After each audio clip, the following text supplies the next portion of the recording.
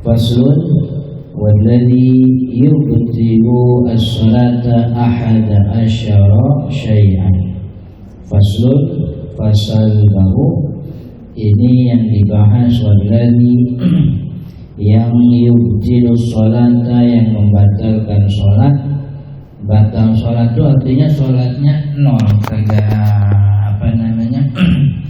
nggak dihitung setengah-setengah gitu kan. Kalau sholat itu jadi mulai rakaat pertama, katakanlah rakaat zuhur 4. Jadi kalau dia batal di rakaat ketiga, batal semuanya begitu. Jadi nggak timbang udah 2 rakaat berarti ntar habis ini 2 rakaat lagi, nggak bisa. Jadi satu kesatuan itu sholat. Artinya apa yang sudah dikerjakan dari mulai takbiratul ihram hilang semua kalau batal gitu.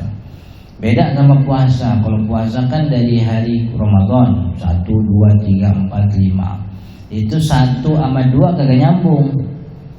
Mulai subuh beres maghrib, besok ketemu subuh lagi puasa lagi. Artinya kalau ada orang yang batalnya di hari kelima, 1 sampai 4 kagak angus gitu. 1 sampai 4 ya tetap dia dapat, cuman ntar yang diganti 5 doang. Sebab puasa ibadah 30 hari Ramadan tuh kagak nyambung, nggak ada sama sekali keterikatan. Jadi kalau batal di hari kelima 1 sampai 4 angus enggak. Kalau sholat 1 sampai 4 nyambung semua begitu. Jadi kalau orang batal begitu ya. Kalau dia batal maka 1 sampai yang tadi dia kerjain tuh ya kagak gitu.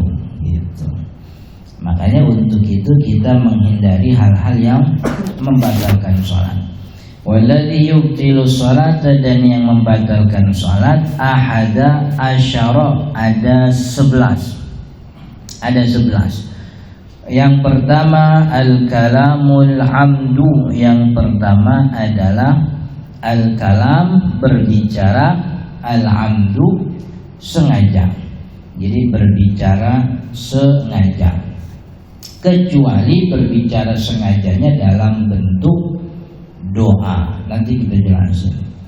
Jadi yang namanya berbicara sengaja itu membatalkan sholat. Itu berarti kalau orang berbicara tidak sengaja, yang namanya bicara tuh mulutnya ngeluarin huruf yang bisa kedengeran gitu. Kalau tibang dalam hati maka enggak. Jadi dari mulai takbiratul ihram sampai salam tuh kan hati ngomong mulu kan gitu. Apalagi banyak pikirannya gitu. Jadi apa juga yang diomongin hati enggak ngaruh. Artinya tidak membatalkan sholat, tapi jelas menghilangkan kekhusyuan gitu. Jadi kalau dia sholat hatinya tuh kemana-mana, pikirannya, sholatnya sah, cuman kagak khusyuk. Nah untungnya khusyuk itu bukan rukun sholat. Kalau seandainya khusyuk itu rukun sholat, pada batal kita semuanya kan. Jadi tidak diwajibkannya khusyuk di dalam sholat itu sebab memang khusyuk bukan rukun. Jadi dulu Nabi Muhammad SAW tuh ngelihat ada orang lagi sholat dia mainin jenggot gitu. Jenggotnya dimainin ya saya nggak tahu orang Arab mainin jenggot bagaimana. Pokoknya tangannya tuh main-main jenggot aja gitu. Kemudian kata Nabi Muhammad SAW dari jauh tuh dia bilang, "Lau khasha'at qalbu hadzal rajul la khasha'at jawarihu." Kalau seandainya hatinya orang ini khusyuk, la khasha'at jawarihu, pasti niscaya anggota tubuhnya juga diam. Maksudnya anggota tubuhnya itu tidak kemana-mana. Nah dari situ kemudian ulama bilang, oh berarti orang ini sholatnya kagak khusyuk. Tapi ketika Nabi Muhammad tahu orang ini kagak khusyuk, Nabi Muhammad kagak nyamperin, nggak bilang mas sholatnya batal, nggak bilang begitu.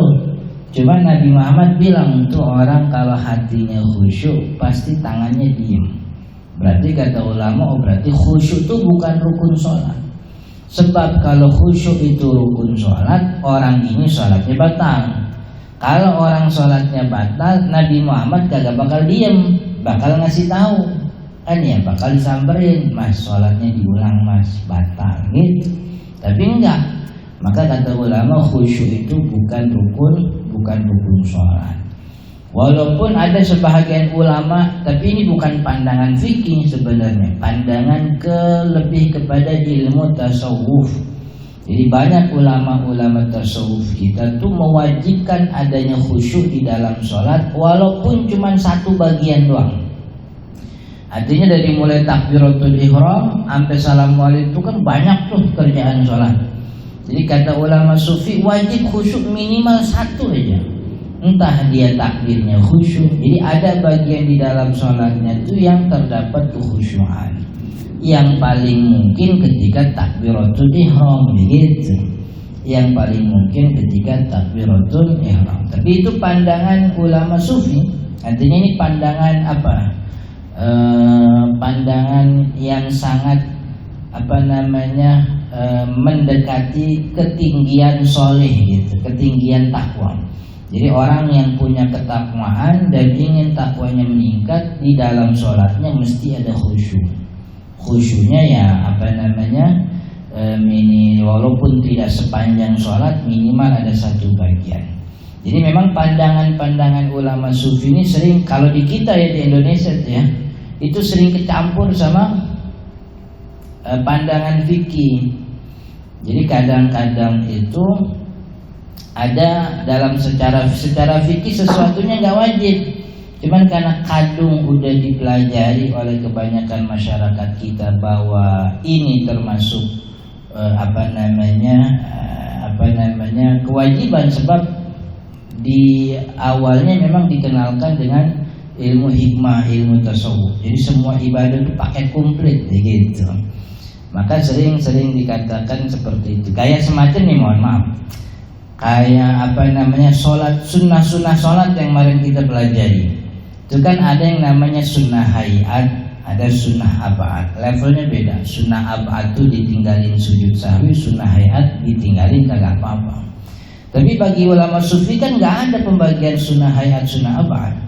Pokoknya setiap sunnah itu satu level.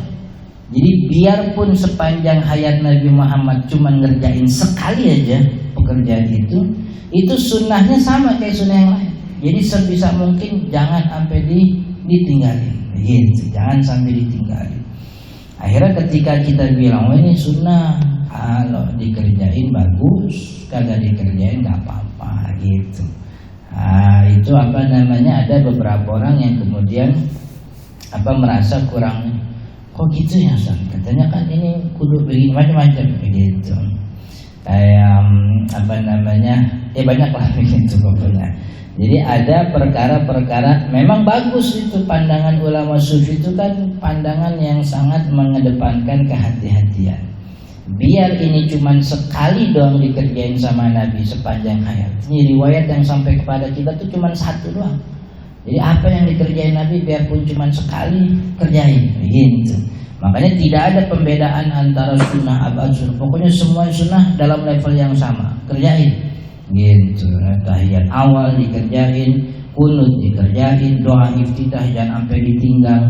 Kalau bisa doa itu yang panjangan kan ya, Allahu Akbar kabir, tambahin wajhiyah dan seterusnya, gitu. Jadi ini yang pertama, al-kalamul amdu, berbicara secara sengaja. Maka kalau berbicaranya tidak sengaja itu berarti keceplosan. Itu tidak membatalkan sholat. Jadi yang batal itu ngomong sengaja. Dan ngomong sengaja ini kalau dia emang sengaja kagak ada batasannya. Cuman ngomong dah, di, duh, itu kalau sengaja batal. Gitu, sengaja deh. Gitu, batal itu. Tapi kalau nggak sengaja nggak batal, keceplosan. Misalnya kaget, orangnya kagetan, lagi sholat, ada bocah main lari-larian, nubruk lemari masjid, gubrak, pada jatuh. Kaget dia, ayam, gitu.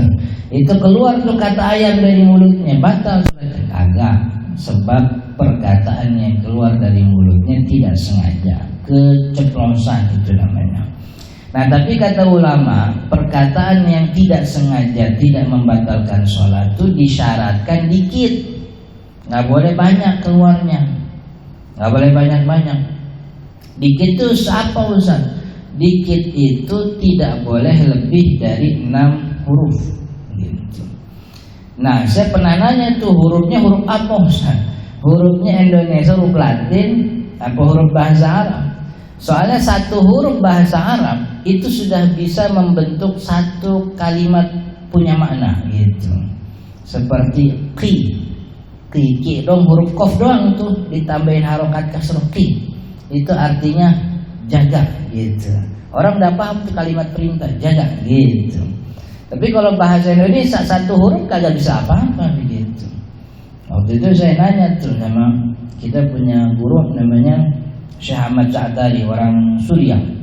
Beliau sekarang jadi ketua, kalau di sini kayak ketua MUI lah begitu, Dewan Fatwanya Suriah begitu. Beliau mengatakan tuh kalau ucapan atau perkataan yang di dalam sholat itu membatalkan atau tidak membatalkan itu dihitung sesuai dengan bahasa yang diucapkan oleh orang yang sholat gitu. Kalau orang yang sholat itu memang berbahasa setiap hari bahasa Arab, maka standarnya itu huruf Arabnya 6 huruf itu. Kalau orang yang sholat itu orang Indonesia, bahasanya Latin, 6 huruf itu 6 Latin itu bahasa Indonesia. Gitu. Maka kalau ada orang yang kaget begitu, keceplosan, tapi ngomongnya banyak, batal juga jatuhnya. Jadi ngomong yang sengaja, yang kagak sengaja itu kalau sedikit itu kurang dari 6 huruf. Dia kaget ayam 4 huruf tuh kagak masuk, kagak batal. Terusin sholatnya. Cuman kalau ayamnya ada 3 tuh ayam itu 4 kali 3 12 jatuhnya batal. Gitu. Lagi sholat subuh baru bangun, belum lama bangun udah azan, buru-buru dia ke mushola. Pas lagi ruku, sami Allah liman hamidah, pinggangnya ngerentek. Aduh, gitu, keceplosan. Aduh, nggak batal sholatnya, sebab keluar dari mulutnya tidak sengaja. Tapi kalau yang tidak sengajanya banyak, aduh, pinggang gua kena lagi. Nah, batal tuh, gitu. Jadi itu standar ulama begitu, bahwa sesuatu yang tidak sengaja itu tidak dimutlakkan. Artinya jangan, kayak puasa. Orang kalau puasa kan makan lupa, kagak batal. Pagi-pagi emang hari pertama puasa kan begitu, kagak masih belum puasanya belum ingat lah begitu. Nyampe kantor langsung buka tas makan roti gitu. Itu kalau dia tiba-tiba ingat nggak batal puasanya. Sebab makannya lupa, tidak sengaja. Tapi kalau makan lupa, tapi banyak, gitu. Makannya banyak. Gitu. Lupa dia makannya sepiring, udah beres sepiring, nambah jus, udah nambah jus, nambah buah. Baru pas lagi minum gelas terakhir dia ingat, gua lagi puasa. Kagak cocok itu. Jadi lupa sama banyak tuh kagak cocok, kagak nyambung. Makanya kata ulama yang lupa kagak sengaja itu mesti sedikit. Kalau sedikit benar dia lupa, tapi kalau banyak itu mah kagak lupa, itu memang sengaja dilupa-lupain itu berarti. Itu standarnya. Jadi perkataan yang sengaja batal. Perkataan tidak sengaja tidak batal sholat asal sedikit. Nah yang jadi masalah tuh kadang kita tuh kalau lihat di Masjidil Haram, di YouTube tuh, apalagi kalau kunut nazilah kan kemarin, terus kunut witir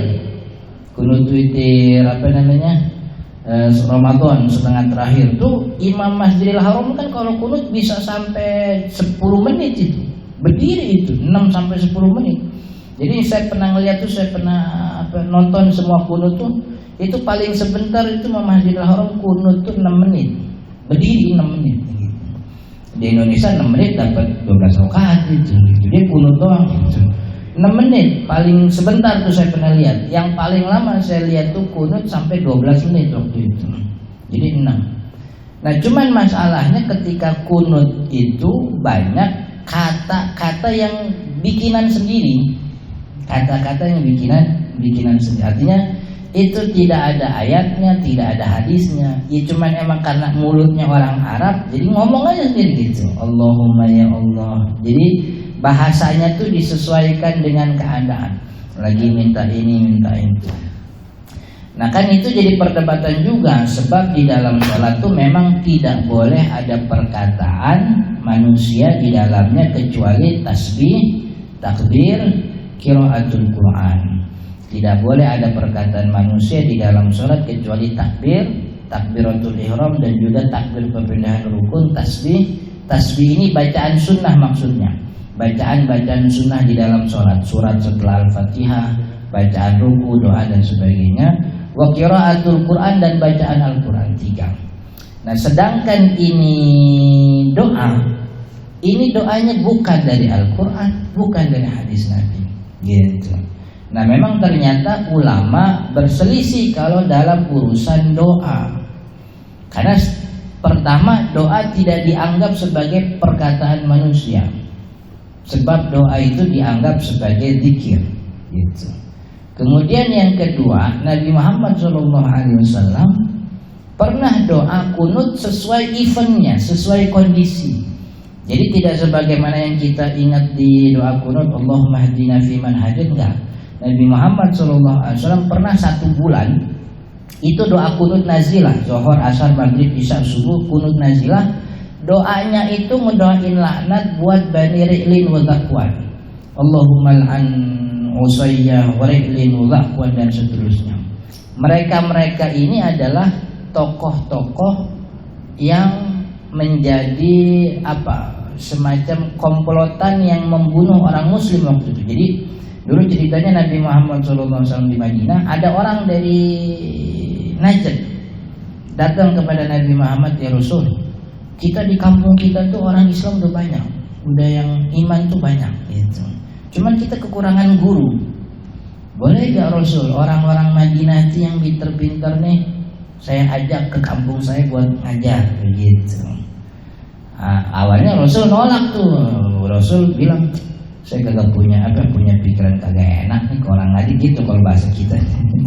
Cuman dibujuk, akhirnya Nabi Muhammad ngelepas tuh 70 orang hafiz Quran semuanya.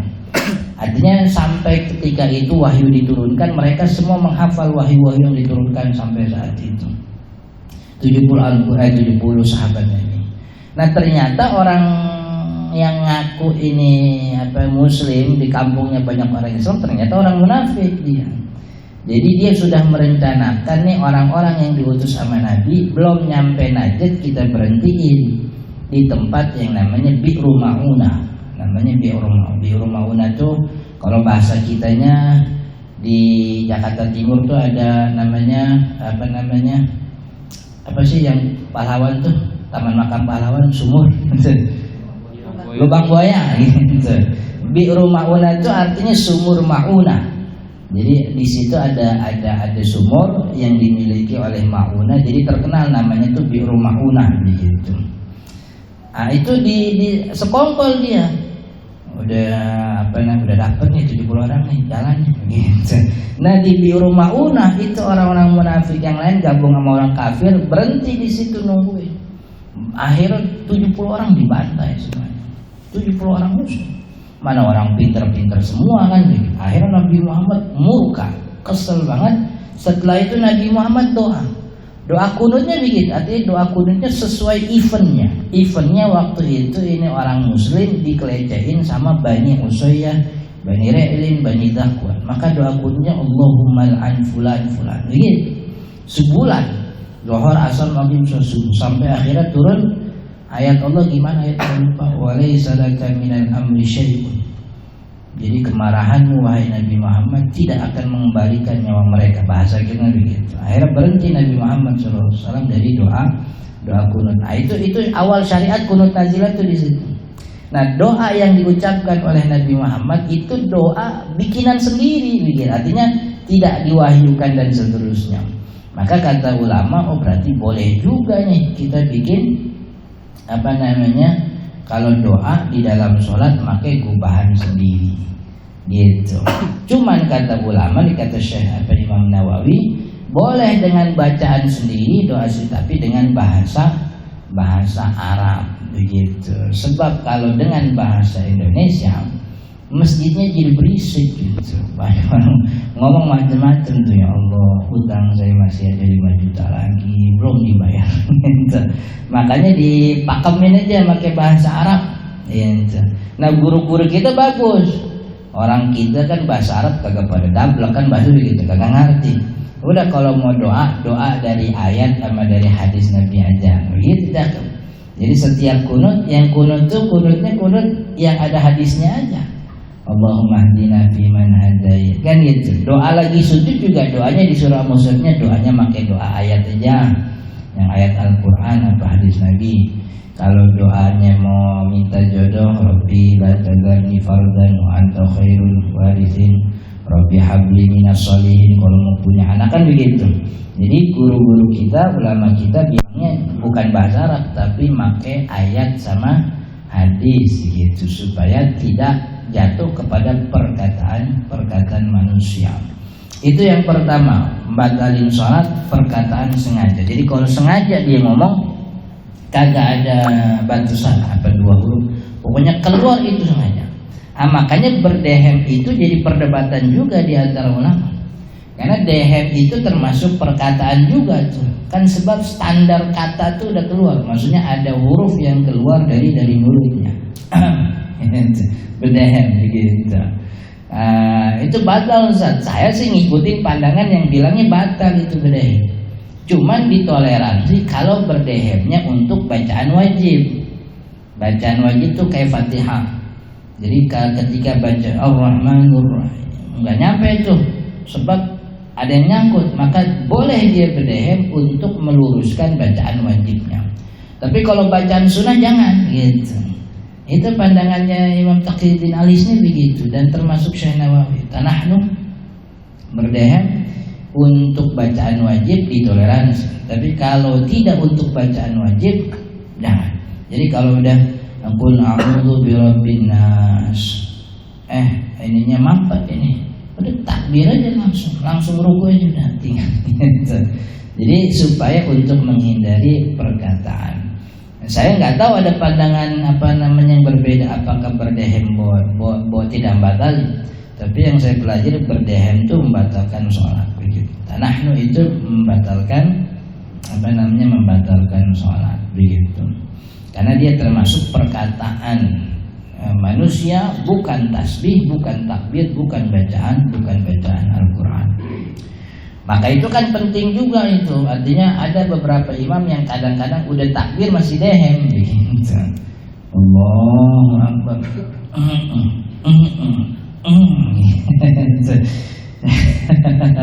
Ini ya. Makanya benar tuh kata ulama, imam itu yang pertama ilmunya, bukan bagus bacaannya. Bagus bacaannya, banyak hafalannya nomor 2. Sebab orang butuh ilmu sholat tuh dari takbir sampai salam. Tapi kalau bacaan tuh butuhnya rakaat 1 sama 2 doang gitu. Beres rakaat 2, imamnya lupa tahiyat awal. Kalau kagak ada ilmu kan bingung juga dia. Tahiyat awalnya pas sudah mau berdiri diteriakin subhanallah, dia bingung. Ini gue turun lagi apa gue terusin? Turun lagi apa terusin? Kalau kagak punya ilmunya kan bingung. Tapi kalau dia punya ilmunya, baru mau naik diteriakin subhanallah, tinggal turun lagi. Orang belum berdiri tegap kan begitu. Tapi kalau dia udah berdiri tegap diteriakin, dia nggak bakal bingung. Sebab kalau udah berdiri tegap, udah masuk rukun, nggak boleh balik lagi. Kan enak tuh kalau imamnya punya ilmu kan gitu. Kalau dia bingung udah berdiri, akhirnya dia turun lagi gitu. Ntar di ujung sholat kudunya sujud sahwi, dia bingung lagi. Sujud sahwi kok nggak sudah? Jadi itu tentang berbicara dengan sengaja. Wal amalul katsir, dan yang kedua adalah pekerjaan yang banyak. Pekerjaan yang banyak itu pekerjaan 3 kali. Tapi standarnya kata Syekh Nawawi, pekerjaan banyak itu pekerjaan dari anggota tubuh zahir besar. Gerakan kecil nih, jari jemari ini nggak membatalkan sholat. Jadi ketika orang sholat ngangkat tangan nih, ini yang dihitung ngangkat tangannya satu. Dia begini gak dihitung, sebab ini gerakan kecil. Karena yang jadi standar gerakan batal itu gerakan yang membuat urutan sholat itu jadi buyar. Yang namanya berdiri itu berdiri lurus, tangannya keluar. Nah itu yang gitu. Tapi kalau dia bergerak jadi jemarinya itu kagak dihitung, sebab ini gerakan kecil. Orang lagi sholat hidungnya pot-potan gitu, nggak apa. Sebab itu gerakan kecil. Jadi yang dihitung tuh gerakan besar. Palanya tuh yang dihitung. Begitu, badan yang dihitung, kakinya yang dihitung. Itu minimal maksimalnya 2 kali, 3 kali jatuhnya udah banyak, batalin sholat itu. Dan itu 3 kalinya berurut-urutan. Dari sini dia ke sono, dia ke sini, itu berurutan lagi. Tapi kalau dari sini dia balik lagi. Nah, maka pas keduanya tuh kagak dihitung 2 tapi 1. Jadi kalau dia balik ke tempat semula 0 jadinya. Gitu, 0. Baru dia ngambil anaknya, udah tuh 1, 2 kagak, udah balik 0 lagi. Ambil gini. Gitu. Jadi kalau udah begini dia begitu di ke belakang, udah 3 kali. Gitu. Sebab tuh gerakan yang berturut-turut gitu. Gerakan turut-turut 3 kali. Termasuk melangkah. Gitu. Jadi kalau melangkah sama 2 kali. Jadi kalau misalnya di depannya itu ada soft yang kosong, biar kagak dihitung 3 kali kan bisa langsung 1, 2 tuh 2 udah. Cuman kan kalau kejauhan jaraknya begitu pelan-pelan aja 1. Jedanya subhanallah dah. Udah jeda subhanallah 3 detik baru dia maju lagi 2. Ini kalau begini kagak dihitung 1. Ini belum, ini baru setengah. Ini 1, nah itu udah 1 langkah gitu. Jadi 1 biar nggak dihitung 3 kali 1. Nah, ntar yang kedua kagak dihitung 2 sebab dia udah kembali ke posisinya. Baru kemudian 2 gitu.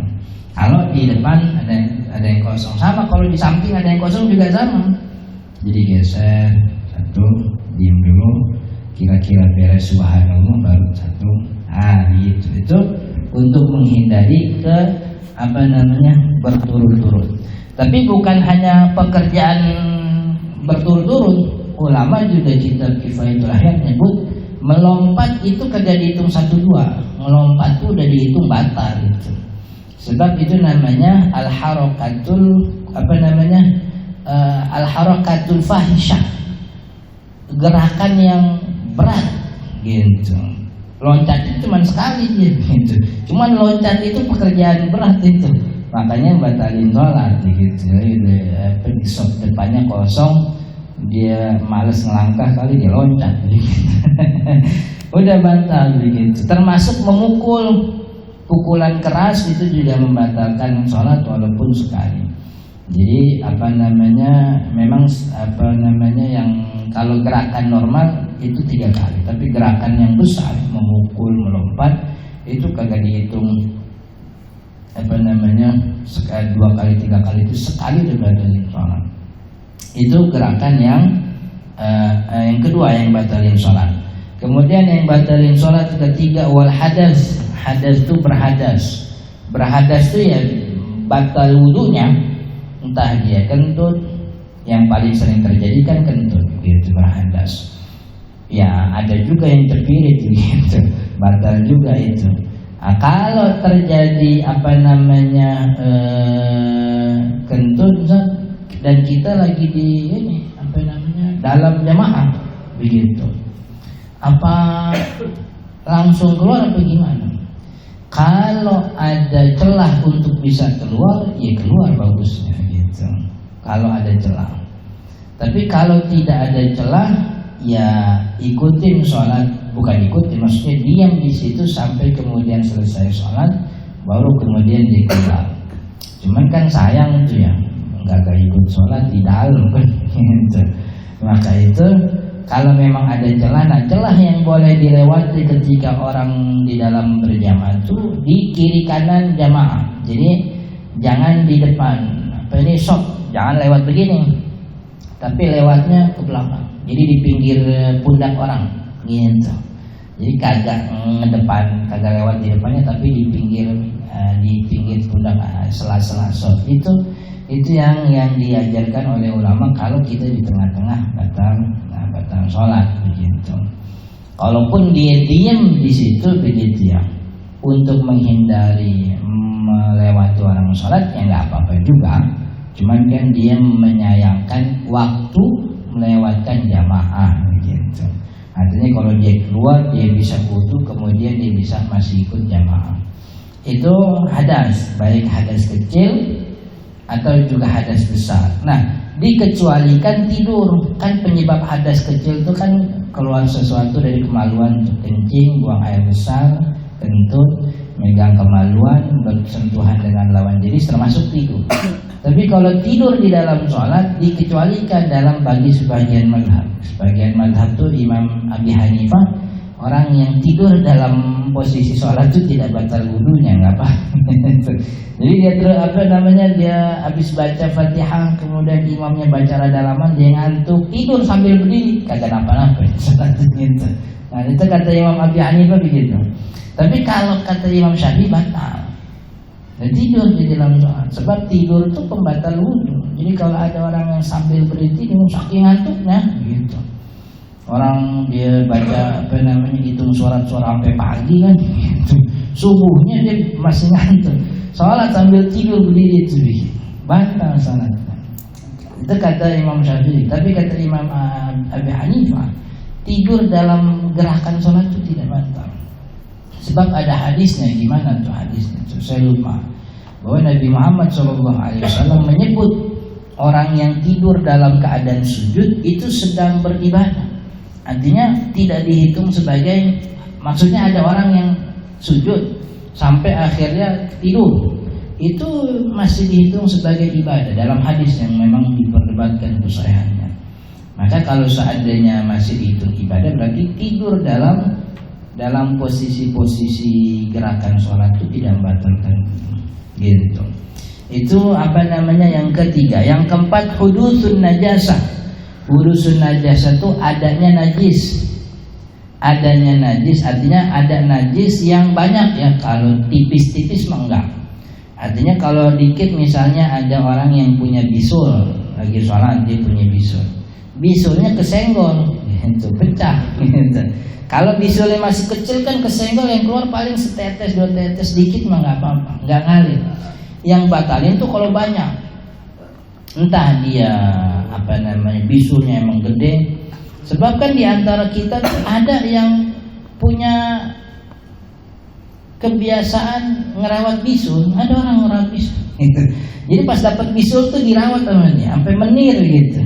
Ntar udah gede baru jadi tusuk sendiri, tuh rasanya puas banget katanya.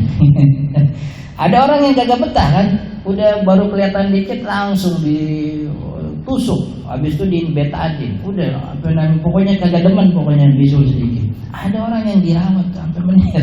Jadi kalau dirawat tuh itu kan yang ngalir banyak tuh darahnya. Nah, itu kalau banyak batalin sholat. Wudunya batal apa enggak? Wudunya kagak. Sebab keluar najis dari anggota tubuh selama bukan dari kemaluan, kagak batalin wudu. Orang ini batal sholat karena ada darahnya, jadi tinggal beresin darahnya, sholat lagi, nggak usah wudu. Beda sama yang kentut tadi. Yang kentut batal karena emang kentut, karena wudunya batal. Jadi harus wudu lagi, begitu. Hudusun najasah. Bagaimana kalau adanya najis itu terjadi setelah sholat? Artinya ketika orang beres nih, udah beres sholat dia pulang, nyampe di rumah dia lihat bajunya ada tai burung misalnya, gitu. Dia bingung, wah tadi sholatku batal. Maka kalau begitu tuh kaidah fikihnya tuh yunsabu hadisin ila aqrabi asbabi. Itu perkara itu dinisbatkan kepada sebab yang paling dekat. Sebab adanya kotoran burung ini mesti ada burung kan gitu.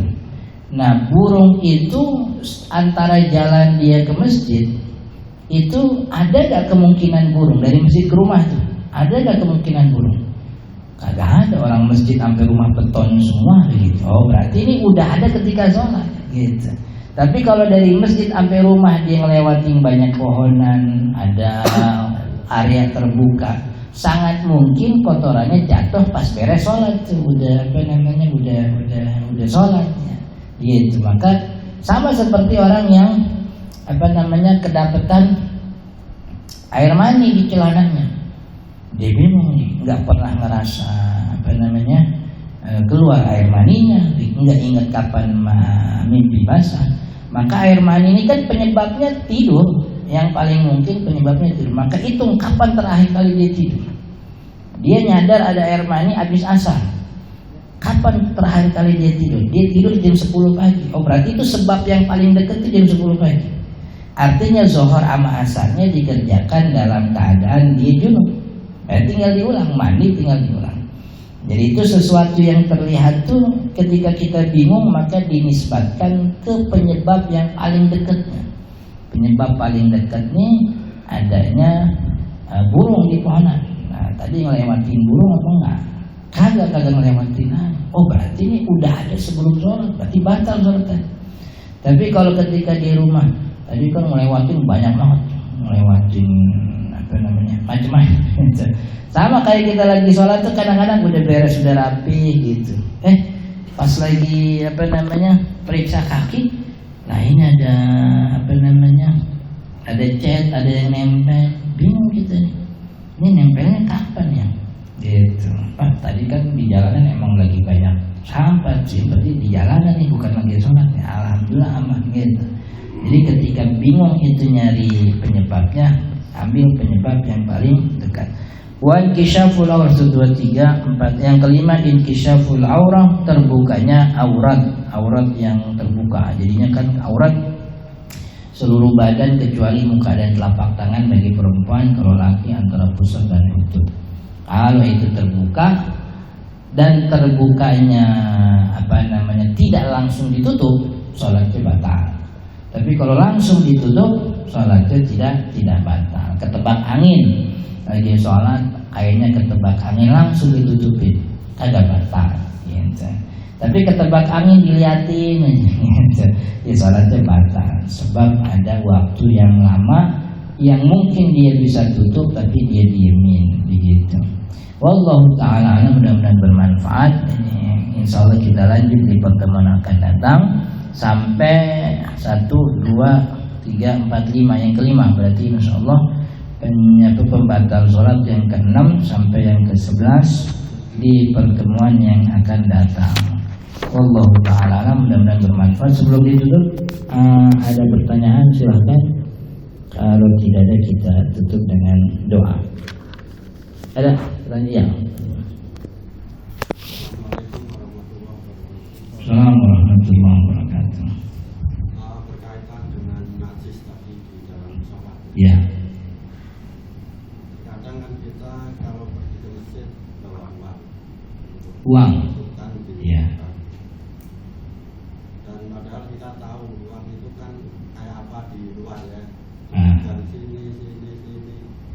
Ini hukumnya bagaimana kita sholat mengantongi uang? Terima kasih. Kalau ya sholat ngantongin uang itu di dalam keabsahan sholat itu kan tidak bermasalah selama uangnya bersih dari najis. Dan kalau dikatain itu duitnya rada kotor benar. Nah yang kotor itu kan belum tentu najis. Jadi sebagaimana najis belum tentu kotor, yang kotor juga belum tentu najis. Karena dalam pandangan syariat banyak sesuatu yang kita lihatnya bersih, bahkan layak dikonsumsi, tapi syariat bilangnya najis gitu.